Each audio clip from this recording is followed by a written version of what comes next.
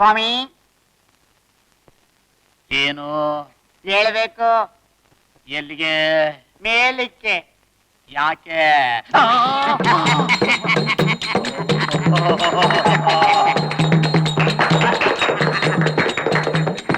ಇವೆಲ್ಲ ನನಗೆ ಬೇಕಾಗಿರ್ಲಿಲ್ಲ.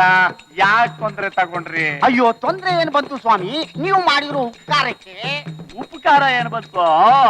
ಗಂಡ ಹೆಂಡತಿ ಹೊಂದುತ್ತಾ ಇಲ್ಲ ಅಂದ್ರಿ, ನಾನು ಉಪಯೋಗಿಸಿ ನಿಮ್ ಎದುರು ಪಾಸಿ ಲಾಗ ಹಾಕ್ತೆ, ಅಷ್ಟೇ ತಾನೇ? ಅಯ್ಯೋ, ಧರ್ಮ ಕಾರ್ಯ ಸ್ವಾಮಿ, ತಾವು ಮಾಡಿದ ಧರ್ಮ ಕಾರ್ಯ. ಕಾನೂನೆಲ್ಲ ಕರಗಿಸಿ ಕಲಗಚ್ಚು ಮಾಡಿ ಗಂಡ ಹೆಂಡ್ರನ್ನ ಅಗಲಿಸಿದೀರಾ? ಏನ್ ಹುಡುಗಾಟ್ರೆ?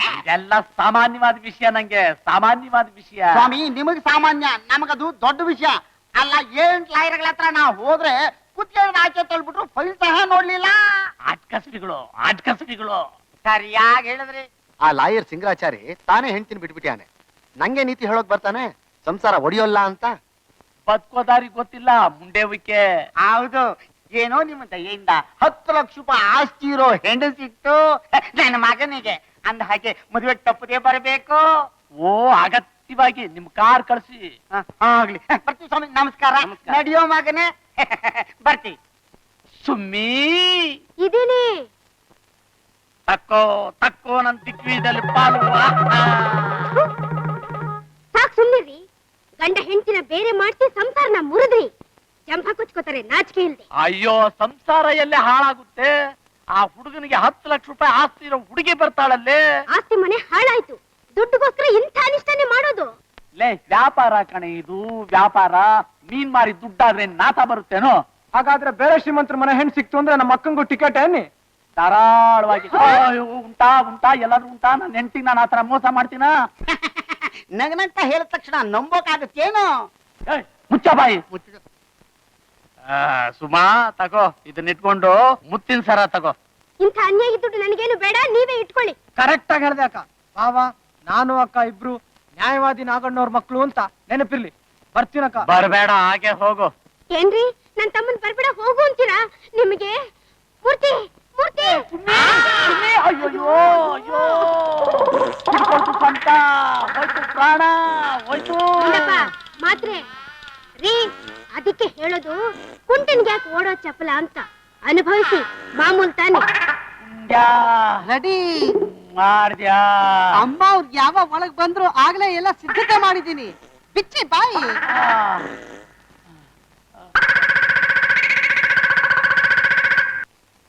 ನಮ್ ಗೀತನಿಗಂತೂ ಹಗಲು ರಾತ್ರಿ ರಾಜಂದೇ ಚಿಂತೆಯಾಗ್ಬಿಟ್ಟಿದೆ. ಅವನ ಕಾಟದಿಂದ ಯಾವ ರೀತಿ ಬಿಡುಗಡೆಯಾಗೋದು ಅನ್ನೋದೇ ಅರ್ಥವಾಗದೆ ಒತ್ತಾಡ್ತಾ ಇದ್ದೇನೆ ಸ್ವಾಮಿ. ಅಯ್ಯೋ, ಮನೆಗೊಂದಿನ ಬರೇಳಿ ರೂಮ್ ನಲ್ಲಿ ಸೇರ್ಸ್ಕೊಂಡು ಮೈ ಮೂಳೆ ಮುರಿದು ಮಗ್ಗಲು ಬೀದಿಗೆ ತಳ್ಳುಬಿಡಿ. ಸತ್ರು ಈ ಕಡೆ ಸುಳಿಯೋಲ್ಲ. ಹೊಡಿಯೋದು ಬಡಿಯೋದು ಬಿಟ್ಟು ಬೇರೆ ಏನಾದ್ರೂ ಇದ್ರೆ ಹೇಳಿ. ನಮ್ಮ ಹತ್ರ ಬಂದಿರೋ ಕೇಸ್ ಎಲ್ಲ ಈ ಸೆಕ್ಷನ್ ನಿಂದೆ. ಅದ್ರಲ್ಲಿ ನಾನು ಸಕ್ಸಸ್ ಆಗಿರೋದ್ರಿಂದ ಹೇಳ್ದೆ. ಜನ ಹಣ ಸಂಪಾದನೆ ಮಾಡೋಕೆ ಅಂತ ಏನೇನೋ ಮಾರ್ಗ ಹಿಡಿತಾರೆ. ಅಂಥವ್ರಿಗೆ ದಂಡಂ ದಶಗುಣಂ ಭವೆತ್ ಮಾಡೋದೇ ಸರಿ. ಅಲ್ರಿ, ಹಣಕ್ಕೂ ರಾಜ ನನ್ನ ನೋಡಕ್ಕೂ ಏನ್ರಿ ಸಂಬಂಧ? ಆ ಜಾಯಿಂಟು ಭಗವಂತನ್ಗೆ ಗೊತ್ತು. ನೋಡಮ್ಮ ಗೀತಾ ಬೇಬಿ, ಲಾ ಓದ್ಬೇಕು ಅಂತಿರೋ ನಿನ್ನ ಬ್ರೈನ್ಗೂ, ಲಾನೆ ಅರ್ದು ಕುಡಿದು ಲಂಗರ್ ಹಾಕಿರೋ ನನ್ನ ಬ್ರೈನ್ಗೂ ಶಾನೆ ವ್ಯತ್ಯಾಸ. ಸರ್, ನೀವು ಸ್ವಲ್ಪ ಎಸ್ ಅನ್ನಿ. ಬ್ರೈನ್ ನ ಬೇಯಿಸಿ ಲಾ ಪಾಯಿಂಟ್ ನ ಸಿಗಿಸಿ ಲಾಕಪ್ ನಲ್ಲಿ ಹಾಕ್ಸ್ಬಿಡ್ತೀನಿ ಆ ಲೋಫರ್ನ. ಯಾವ ತಪ್ಪನ್ನು ಮಾಡದೇ ಇರೋ ಮನುಷ್ಯನ ಒಳಗ್ ಹಾಕಿಸ್ತೀನಿ ಅಂತಿದ್ದೀರಲ್ಲ, ನ್ಯಾಯವಾದಿಗಳಾಡೋ ಮಾತಾ ಇದು? ನೀನು ಈ ಯುಗದ ಹೆಣ್ಣಲ್ಲ ಗೀತಾ ಬೇಬಿ. ನಿನ್ನೇನಾದ್ರೂ ನನ್ನ ಜೂನಿಯರ್ ಆಗಿ ಇಟ್ಕೊಂಡ್ ಬಿಟ್ರೆ ನನ್ನ ಬೋರ್ಡ್ ಮುಗ್ಚ್ ಹಾಕೋದೆ. ಅದ್ ಹೋಗ್ಲಿ, ಬೇರೆ ಏನಾರು ಸಜೆಷನ್ ಹೇಳಿ ಸ್ವಾಮಿ. ಅಯ್ಯೋ, ಕೊಡ್ಬೇಕಾದನ್ ಕೊಟ್ಟ ಆ ಕಡೆ ಕಳಿಸ್ಬಿಡಿ. ಅಂದ್ರೆ ಹಣ ರಾಯ್ರೆ, ಹಣ. ನನ್ಗನ್ಸುತ್ತೆ ಕಾಸ್ ಕಿತ್ಕೊಳಕ್ ಇದೊಂಥರ ಆಟ ಅಂತ. ಇರ್ಬೇಕು. ಅಯ್ಯೋ, ಇರಬೇಕು ಏನು? ಅದೇ ಹೇಳೋಲ್ವೇ, ದುನಿಯಾ ದುಡ್ಡಿನ ಮೇಲೆ, ಪಾಪ ಪುಣ್ಯ ಪುಸ್ತಕದ ಮೇಲೆ ಅಂತ. ಇನ್ನೇನ್ ಮಾಡ್ತೀರಾ? ಅಷ್ಟೋ ಇಷ್ಟೋ ತೆತ್ ಋಣ ಕಳ್ಕೊಳ್ಳಿ.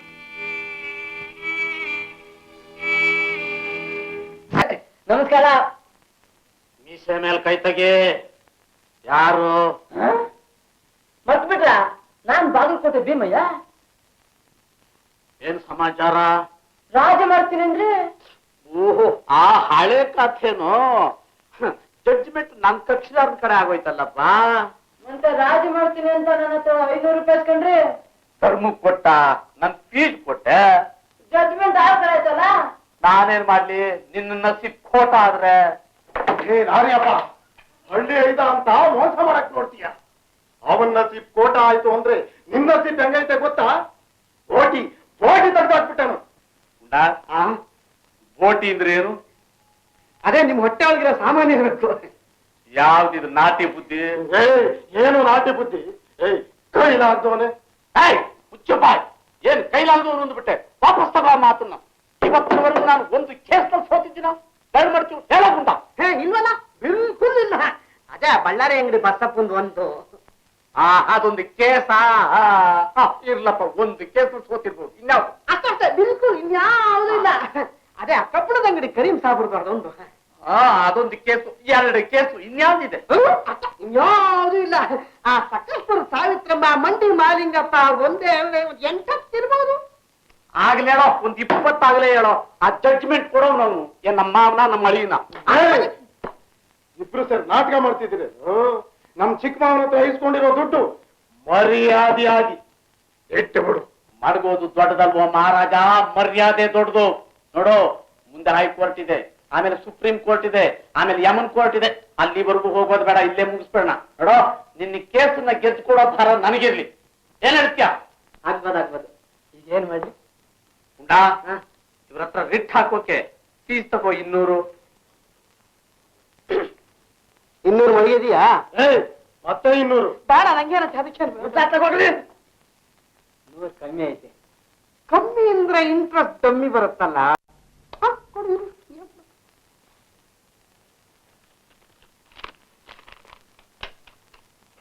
ಆಗಾಯ್ತಲ್ಲ ನಿನ್ ಕೇಸು. ಹೋಗು, ನಾನು ಬರ್ತೀನಿ. ಬಾ, ನಾಳೆ ಬಾಗು.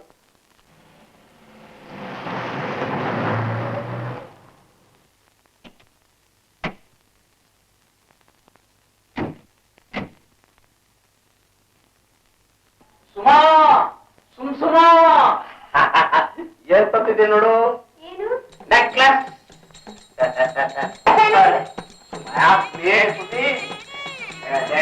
ಜಾಸ್ತಿ ದುಡ್ಡನ್ನ ತಗೊಂಡವ್ರಾಗ ಓಡ್ತಾ ಇದೀಯಾ? ನೋಡೇ ಒಡವೆ ಕಣೆ, ಒಡವೆ.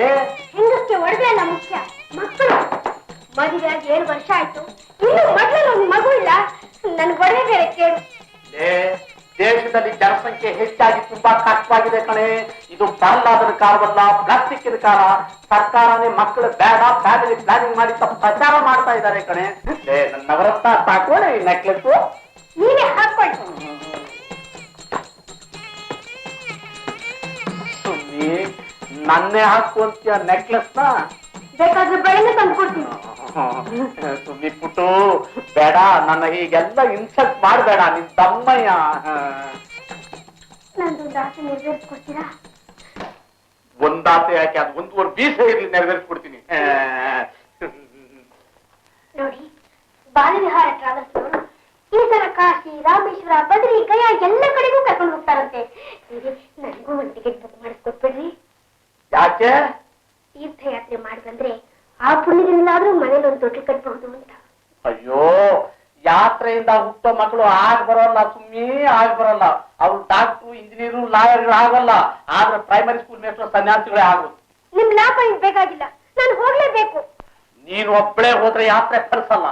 ಒಬ್ಳೇನು ಹೋಗ್ತಾ ಇಲ್ಲ, ನನ್ ಜೊತೆ ಬೇಕಾದಷ್ಟು ಜನ ಬರ್ತಿದ್ದಾರೆ. ಅಯ್ಯೋ, ಏನ್ ಗಂಡಸ್ರ? ಗಂಡಸರು ಹೆಂಗಸರು ಎಲ್ಲ. ಯಾರು ಬಂದ್ರೇನು, ಯಾರು ಬಿಟ್ರೇನು, ನಿನ್ನ ಮಕ್ಕಳ ಭಾಗ್ಯಕ್ಕೆ ನಾನೇ ಬರ್ಬೇಕು. ಹಾಗಾದ್ರೆ ನೀವು ಬನ್ನಿ. ಆಗಲ್ಲ, ಬಿಲ್ಕುಲ್ ಆಗಲ್ಲ. ಯಾಕೋ? ನೋಡೋ, ಭರ್ಜರಿ ಸೀಸನ್ನು, ಸಂಪಾದನೆ 0 ಹಾಕ್ಬಿಟ್ಟು ಹ್ಯಾಗ್ ಬರ್ಲಿ ಡಾರ್ಲಿಂಗ್, ಹ್ಯಾಗ್ ಬರ್ಲಿ ಹೋಯ್ತು, ಹಿಡ್ಕೊಳ್ತು ಸಟ್ಟ, ಹೋಯ್ತು ಪ್ರಾಣ. ಅಯ್ಯೋ